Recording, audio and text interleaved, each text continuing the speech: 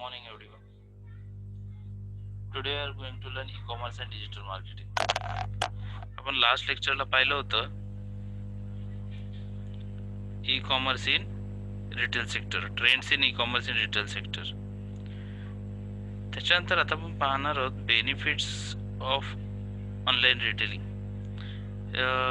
Trends आणि benefits जवळपास same आहेत. पहिलं पाहूयात आपण low price. The transaction cost is less to customer encouraged to go online for purchase and abandon traditional marketplace. Retailing via e-commerce is considered cheap and assume that lower price offered by the companies would make profit online. Low price. हा, आता कसं होतं की ज्यावेळेला e commerce company आहे, एखादी वस्तू तुम्ही ऑनलाईन खरेदी करताय आणि एखादी वस्तू तुम्ही ट्रेडिशनल शॉप्स मधून किंवा तुमचे रेग्युलर शॉप्स आहेत तिथून खरेदी करताय. तुम्ही फार वेळा तुम्ही स्वतःही अनुभवलं असेल की प्राइस मध्ये फारसा डिफरन्स पडतो. म्हणजे ज्यावेळेला ऑनलाईन मागवता त्यावेळेस तिथे तुम्हाला कॉस्ट फार कमी पडते, परंतु तीच गोष्ट ज्यावेळेला तुम्ही एखाद्या शॉप मध्ये जाऊन परचेस करताय त्यावेळेस तुम्हाला ती थोडीशी महाग पडते. हा डिफरन्स कशामुळे येतो? तर लो प्राइस. कारण ज्यावेळेला ऑनलाईन शॉपिंग तुम्ही करताय त्यावेळेस हे जे अमेझॉन वरून किंवा ह्या ज्या ई कॉमर्स कंपनीज आहेत ह्या सेल करत असताना हे सगळे प्रोडक्ट ते स्वतःकडे ठेवतच नाहीत. हे काय करतात तर हे कोणत्या तरी होलसेलर कडून किंवा एखाद्या कंपनी मधून डायरेक्टली हे लोक ते जे प्रोडक्ट आहेत ते अवेलेबल करतात. आणि त्यामुळे काय होतं की बाकीच्या शॉपकीपर्सच्या तुलनेमध्ये यांना त्या गोष्टी फार कमी बजेटमध्ये मिळतात आणि त्यानंतर त्या त्यांना कस्टमर्स कडे प्रोव्हाइड करत असतात. त्यासाठी लागणार शिपिंग चार्जेस वगैरे ते ऑलरेडी ते लावतात. पण तरी सुद्धा त्यांना बेनिफिट्स हा मिळतो की त्यांना होलसेलमध्ये बल्कमध्ये घेतल्यामुळे किंवा त्यांचा रेग्युलर कस्टमर्स असल्यामुळे त्यांना ते फार कमी किमतीमध्ये मिळतात आणि याचमुळे ऑनलाईन रिटेलिंगला जे प्राइस आहेत त्या फार लो पडतात आणि हाच त्याचा एक बेनिफिट आहे. देन येतं no restriction to market entry. Whether it is small or big business house, anyone can prepare websites and go online for its product and services. It will have global presence and reachable anytime. It gives equal foot.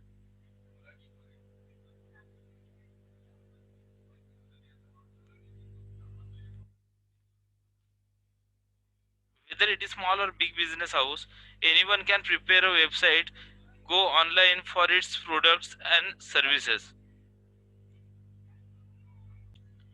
And go online for its product and services. It will have global presence and reachable anytime. It gives equal footing to the small organization as that of large organization. आता यामध्ये काय म्हटलंय, no restriction to market entry. म्हणजे यामध्ये एखादा छोटा business असू देत किंवा मोठा बिझनेस असू देत, कोणीही ज्या वेळेला एंट्री करतं ई कॉमर्स मध्ये तेव्हा त्यांच्यावरती कोणतेही रिस्ट्रिक्शन्स नसतात की मोठ्याच कंपनीने याच्यात एंट्री करू शकता, ऑनलाईन बिझनेस करू शकता, छोट्या कंपनींना ते अलाव नाही. असं काही रिस्ट्रिक्शन नाही आहेत ऑनलाईनला. छोटा असू देत या मोठा असू देत, कोणत्याही बिझनेसने बिझनेस हा त्यांची वेबसाईट्स बनवून ऑनलाईन शॉपिंग करू शकतात. इथे कोणत्याही प्रकारचे रिस्ट्रिक्शन नाहीत आणि यामुळे हा एक सेकंड बेनिफिट ठरतो रिटेल ऑनलाईन रिटेलिंगचा. Then third one, no more traditional stores. It was considered that online stores would replace the traditional stores as searching a product online is much easier as compared to traditional market system, brick and mortar. However, traditional stores have not completely vanished, but there is a considerable shift of customers to online stores. आता इथे काय होतं की no more traditional stores. इथे आता जास्तीत जास्त traditional स्टोर्सला आहेत लोक प्रिफर करत नाहीत. त्याचं रिझन काय आहे? ट्रेडिशनल स्टोअरला गेल्याच्या नंतर त्यांच्याकडे ज्या व्हरायटीज असतील त्या तुम्हाला दाखवल्या जातात. बरोबर आहे? ट्रेडिशनल स्टोअर्स मध्ये त्यांच्याकडे अवेलेबल जेवढे प्रोडक्ट्स असतील तेवढेच तुम्हाला दाखवले जातील. तुम्हाला पाहिजे ते त्यांच्याकडे अवेलेबल असेल याची गॅरंटी नाही. मग ऑनलाईन स्टोअरला काय होतं की तुम्हाला जी गोष्ट पाहिजे ती तुम्ही सर्च करताय आणि ती तुम्हाला अवेलेबल होते. म्हणजे त्यांच्याकडे आहे ती ते तुम्हाला विकत नाही, तर तुम्हाला जे हवी ती ते तुम्हाला विकतायत. हाच फरक पडतो ट्रेडिशनल आणि ऑनलाईन मध्ये. आणि ऑनलाईन मध्ये काय होतं की कस्टमर्सला जे रिक्वायर्ड आहे, कस्टमर्सची जी नीड आहे ती पुरवली जाते आणि त्यामुळे कस्टमर्स ट्रेडिशनल स्टोअर्स पेक्षा ऑनलाईन स्टोअर्सला जास्त प्रिफर करतात आणि याचाच फायदा रिटेल ऑनलाईन रिटेलिंगला होतोय. त्याच्यामुळे हा जो आहे नो मोर ट्रेडिशनल स्टोअर हा त्याचा थर्ड बेनिफिट आहे. देन येतं आपला fourth benefit, elimination of middleman. Direct relation between customers and online retailer can be established. Manufacturer can sell directly to the customers and provide customer support online. आता याच्यात काय होतं की होलसेलर होता, त्याच्यानंतर आता कस्टमर्सला एखादी गोष्ट लागली, प्रोडक्ट लागलं, तर ते काय करणार, रिटेलरकडे जाणार. रिटेलर काय करायचा, होलसेलर कडून घ्यायचा, होलसेलर कुठून घ्यायचा, मॅन्युफॅक्चरर कडून घ्यायचा. मग याच्यामध्ये खूप मोठी साखळी तयार व्हायची. आणि मग याचा काय परिणाम कसा व्हायचा याचा, की ज्यावेळेला wholesaler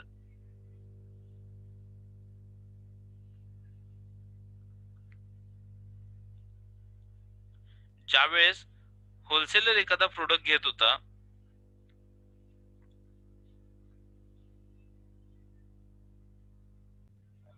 then elimination of middleman, direct relation between customer and online retailer can be established. Manufacturer can sell directly to the customers and provide customer support online. तर यामध्ये काय व्हायचं, पूर्वी काय व्हायचं की मॅन्युफॅक्चररने एखादी प्रोडक्ट बनवला तर तो काय करायचा, तो होलसेलरला विकायचा. होलसेलर काय करायचा, ती गोष्ट रिटेलरला सेल करायचा आणि रिटेलर काय करायचा, कस्टमरला सेल करायचा. या साखळीमध्ये खूप सारे मिडलमॅन इन्क्लूड असायचे. पण आता काय होतं की या मिडलमॅन जे आहेत ते पूर्णपणे बाजूला आहेत. काय होतं, डायरेक्टली कस्टमर ऑनलाईन वेबसाईट किंवा ऑनलाईन कंपनीज किंवा वेबसाईटच्या थ्रू डायरेक्टली मॅन्युफॅक्चरशी कॉन्टॅक्ट करतोय. त्याच्यामुळे मधले होलसेलर, रिटेलर ही जी साखळी होती मधली ती तुटले. सो ह्याच्यामध्ये मिडलमॅन नाहीयेत. आता ह्या साखळीमध्ये पूर्वी काय व्हायचं, मॅन्युफॅक्चरर कडून एखादं प्रोडक्टचं होलसेलरने विकत घेतलं तर त्याच्यावरती लागणारे होलसेलरचे टॅक्सेस प्लस होलसेलरचा प्रॉफिट, त्याच्यानंतर होलसेलर रिटेलरला विकायचा त्यावेळेस त्याच्यामधले टॅक्सेस प्लस त्या रिटेलरचा प्रॉफिट, आणि हा सगळा इन्क्लूड करून मग शेवटी फायनली ते कस्टमर पर्यंत जायचं. त्यामुळे काय व्हायचं, त्या पर्टिक्युलर प्रोडक्टचे प्राइस खूप हाय व्हायचे किंवा वाढायची. पण आता तसं होत नाही. आता काय होतं की कस्टमर डायरेक्टली मॅन्युफॅक्चरशी कॉन्टॅक्ट करतोय. त्याच्यामुळे जो मिडल मॅनचं जे काम होतं ते कमी झालं, मधला प्रॉफिट होता तो कमी झाला. त्याच्यामुळे इथे पहिलंच आपण बघितला बेनिफिट लो प्राइस, तो याच्यामुळे आहे की याच्यामध्ये मिडलमॅन नाहीये. देन येतं hyper mediation. It is a process whereby outsourcing of some functions necessary for doing the business can eliminate. That is order fulfillment, warehousing, inventory and distribution management, etc. Hyper mediation म्हणजे काय होतं की ह्याच्यामध्ये तुमचं proper management राहतं सगळ्याचं. मग like इथं ह्याच्यात म्हटलं पाहिजे doing business can be eliminated. That is example order fulfilment, की याच्यामध्ये ऑर्डर जी आहे ती फुलफिल केली जाते किंवा ऑर्डर प्रॉपर पोचले की नाही किंवा त्या ऑर्डर मध्ये कस्टमर्सला काय प्रॉब्लेम्स आहेत की नाही हे पाहिलं जातं. वेअर हाऊसिंग, त्याच्यानंतर जो प्रॉपरली वेअर हाऊस मध्ये त्या त्या डेटला वेअर हाऊसला ती पोहोचवली जाते ती order. Then inventory and distribution management, आणि ती इन्व्हेंटरी मीन्स ते स्टोअर एका प्रॉपर एरियामध्ये. मी त्या दिवशी तुम्हाला एक व्हिडिओ दाखवला फ्लिपकार्टचा वेअर हाऊसचा.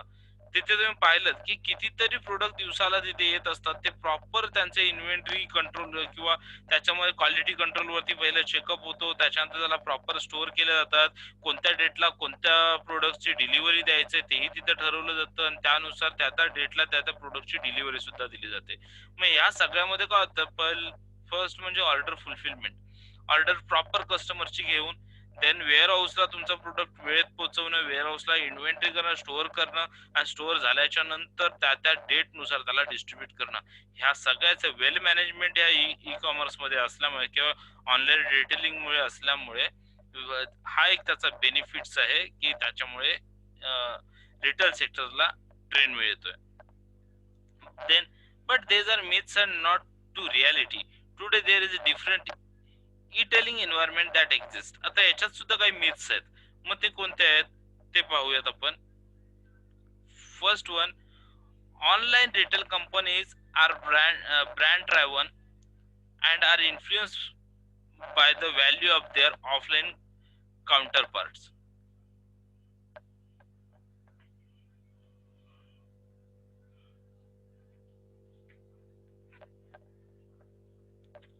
याच्यामध्ये online retail companies are brand driven and are influence by the value of their offline counter part.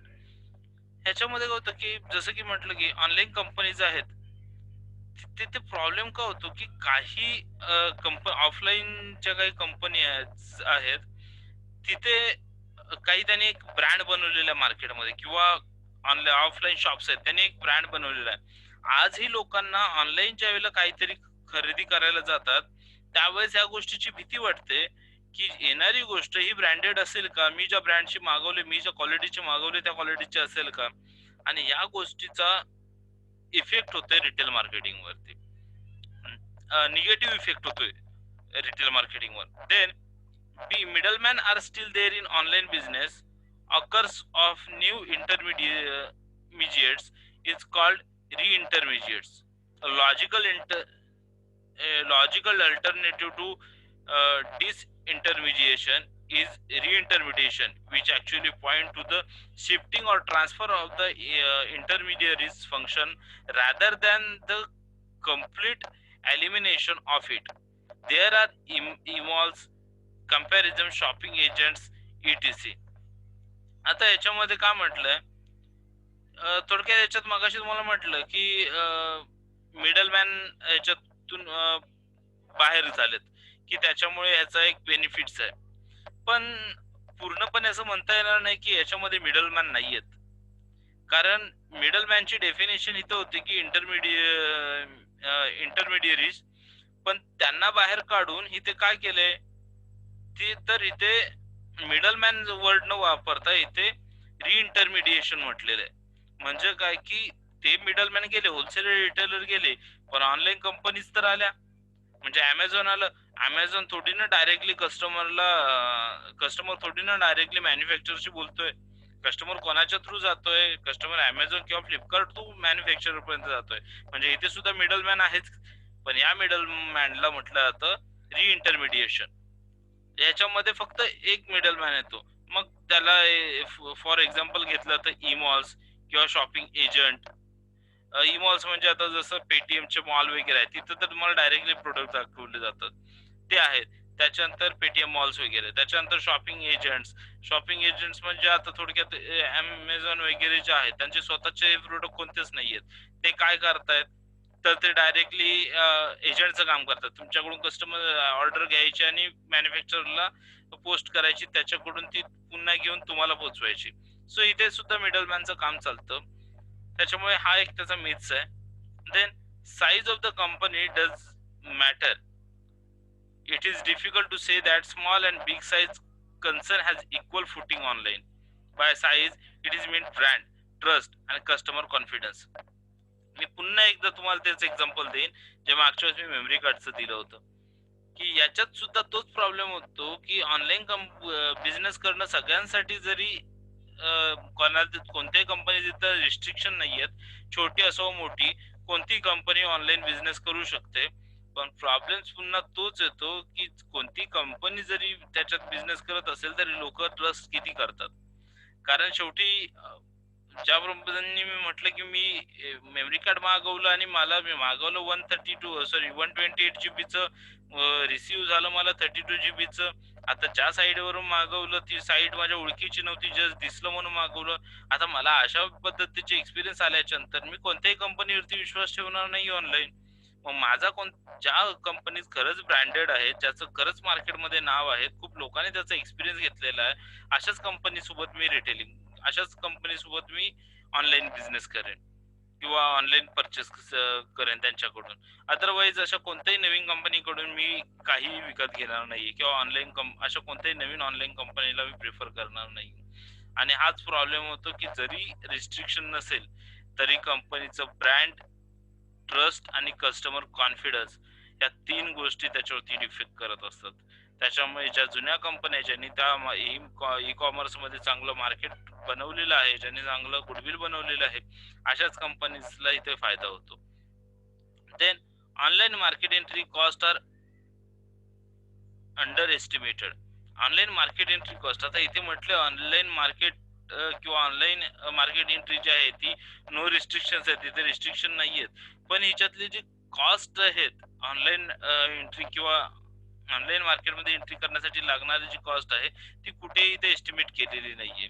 कारण येणारी ती कॉस्ट आहे ही तुम्हाला माहिती नाही, कारण मी पद्धतीने मगाशी तुम्हाला सांगितल्याप्रमाणे ऑनलाईन बिझनेस करणं म्हणजे जरी तिथे रिस्ट्रिक्शन असतील तरी तिथे खूप साऱ्या गोष्टी त्याच्यामध्ये येतात. जसं की मागे तुम्हाला तो व्हिडिओ दाखवला पाहिला, त्यांचा केवढा मोठं गोडाऊन होतं, काहीतरी 2 लाख स्क्वेअर फीटचं ते गोडाऊन होतं.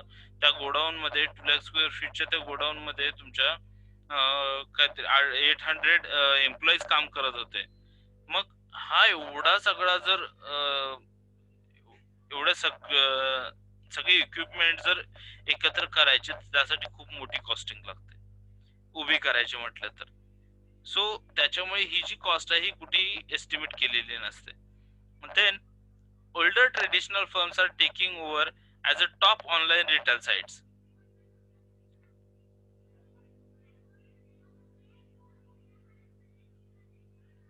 Older traditional firms are taking over as top online retail sites. आताच्या जुन्या फर्म्स आहेत, ट्रेडिशनल फर्म्स आहेत, त्यांनी काय केलंय की ह्या ज्या, जसं की आता खेडमध्ये एक एक्झाम्पल घ्यायचं म्हटलं, खेडमध्ये मोबाईलचं शॉप फार मोठं शॉप म्हणायला गेलो तर माझ्या माहितीप्रमाणे आपण जुनं आणि खूप मोठं असं पराग मोबाईल्स पकडून चालू. पराग मोबाईल्स आहे. आता ज्यावेळेला खेडमध्ये एखादी ऑनलाईन कंपनी सुरू झाली आणि त्यांना मोबाईल विकायची गरज पडली, तर ते सगळ्यात पहिलं कोणत्या कंपनीशी डील करतील? तर ते पहिलं पराग मोबाईललाच मिळतील, कारण ते फार जुने आहेत, प्लस ते खूप मोठं दुकान आहे खेडमधलं. मग अशा वेळेस त्याचा फायदा सगळ्यात पहिला कोणाला मिळणार आहे, तर ओल्ड ट्रेडिशनल फर्म्सला. त्याच्यामुळे ते म्हणते older traditional firms are taking over top online retail sites. Then नंतर बघूयात economic viability means the ability of the companies to survive during a specified period of time and earn profit in a distant future. Retailers are under continuous pressure of cost cutting and they are putting pressure on manufacturing and supplier line. It is not only the pressure of reduction of cost but also the efficiency that are measured. A premium placed on the openness of their internal system to suppliers and customers so that they can reap the potential cost saving fully. आता याच्यामध्ये काय, economical viability means the ability of companies to survive during a specific time period of time and earn profit. आता याच्यात काय होतं, ability त्या कंपनीची means the ability of the कंपनीची ॲबिलिटी त्या एका स्पेसिफिक पिरियड मध्ये ते त्या मार्केटमध्ये कसे सर्व्हाइव्ह करतायत, प्लस प्रॉफिट जो आहे तिथला हा तुमचा कंटिन्यू सेम राहणार नाहीये, तर डिस्टंट फ्युचर म्हणजे तुमच्या फ्युचर मध्ये तो कमी जास्त होण्याची शक्यता असतो. आणि ह्या अशा अवस्थेत जर एखादी कंपनी सर्व्हाइव्ह करत असेल तर तीच ह्या ऑनलाईन मार्केटमध्ये टिकू शकते. एक एक्झाम्पल जर मी म्हटलं याच्यात सांगायचं झालं तर ज्यावेळेला सुरुवातीला ओला कॅब सुरू झाल्या, ओला कॅबने काय केलं तर सुरुवातीला मार्केटमध्ये स्वतःच्या कॅब काढल्या नव्हत्या. त्यावेळेस त्यांनी मार्केटमध्ये एक कस्ट जे लोकल टॅक्सीवाले होते किंवा लोकल कारवाले होते त्यांना ऑफर दिल्या की तुम्ही ऑनलाईन बुकिंग करू शकता आमच्याकडे. त्यांच्याकडून काही डिपॉझिट घेतलं, त्यांना ऑनलाईन बुकिंग करायला लावलं आणि जे येणाऱ्या ज्या ऑर्डर्स होत्या ते त्यांना ट्रान्सफर करायचे की डायरेक्टली त्यांना दिल्या जायच्या. आणि याचा परिणाम काय व्हायचा, की त्या लोकांना घरी बसल्या बसल्या जॉब मिळायला लागले आणि बऱ्याचशा लोकांना हे फायद्याचं वाटलं. म्हणून लोकांनी काय केलं, स्वतःच्या नवीन नवीन टॅक्सी, जे जॉबलेस लोक होते त्यांनी स्वतःची टॅक्सी खरेदी केली, स्वतःच्या कार खरेदी केल्या, जेणेकरून घरी बसण्यापेक्षा ओलाला लावला तर कुठेतरी फायदा होईल. आणि सुरुवातीला ओलाने काय केलं की आता ह्या टॅक्सी सुरू केल्याच्या नंतर टॅक्सी युनियन, आता ओला कॅब सुरू केल्याच्या नंतर टॅक्सी युनियन आणि ऑटो रिक्षा युनियन यांचा कितीचा त्यांना विरोध होतोय तो पाहिला.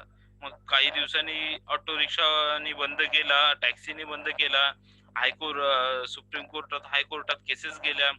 केस ओलाच्या बाजूने लागल्याच्या नंतर आता ओलाच्या लक्षात आलं की आता ऑटोवाले किंवा टॅक्सीवाले आपल्याला विरोध करणार नाहीत.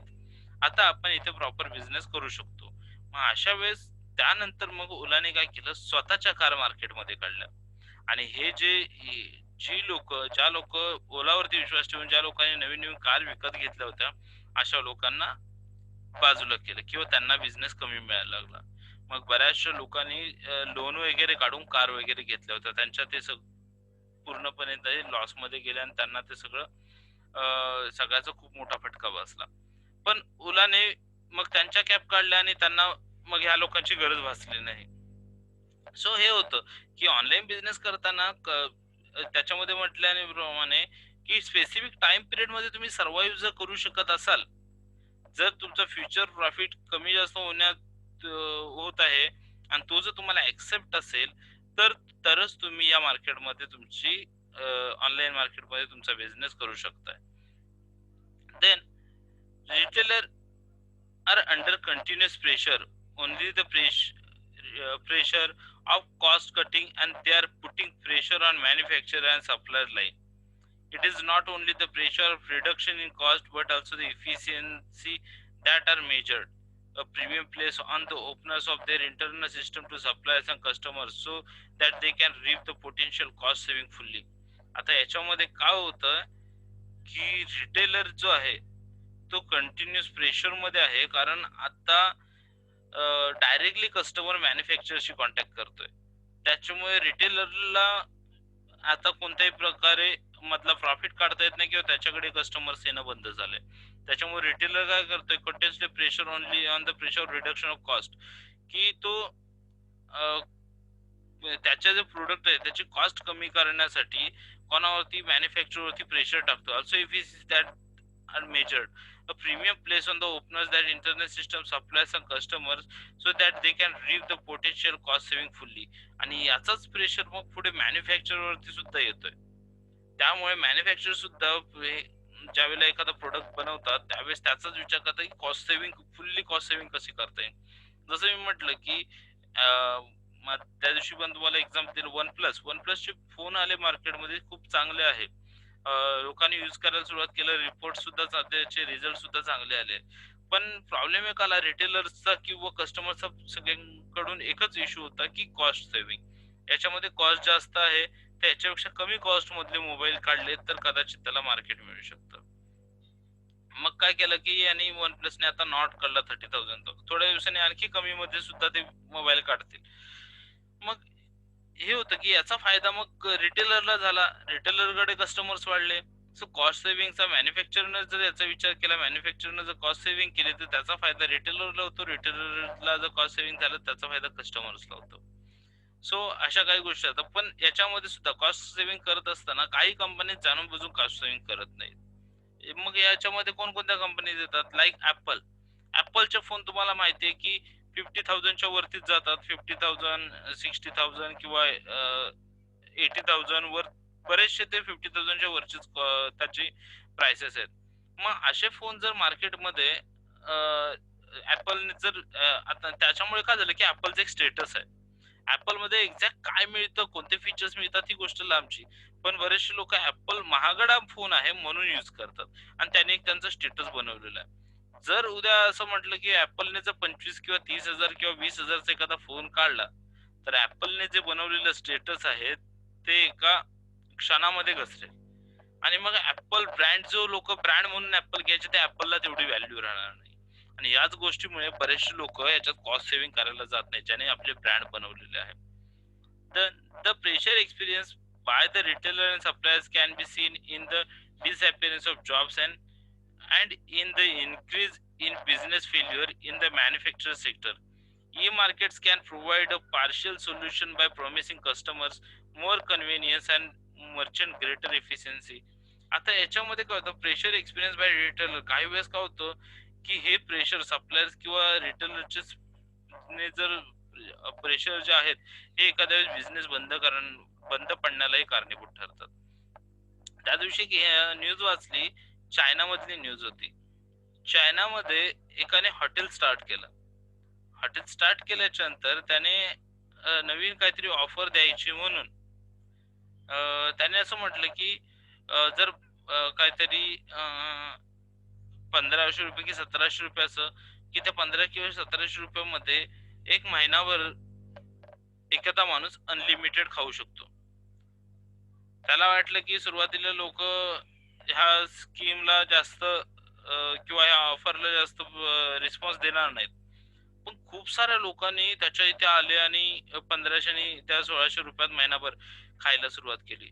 पण नंतर नंतर त्याने तो बिझनेस हे केला, त्याच्यानंतर त्याच्या लक्षात आलं की मी ऑफर तर दिली, कॉस्ट सेव्हिंग केली किंवा सगळं काही केलं, पण माझ्याकडे असणारे जो कस्टमर्स आहेत ते एवढे वाढलेत की आता ते त्यांना सर्व्ह करणं किंवा त्या पेमेंट तिथल्या स्टाफचा पेमेंट प्लस तिथे लागणारं मटेरियल हा त्यांच्यापेक्षा जास्त जातोय.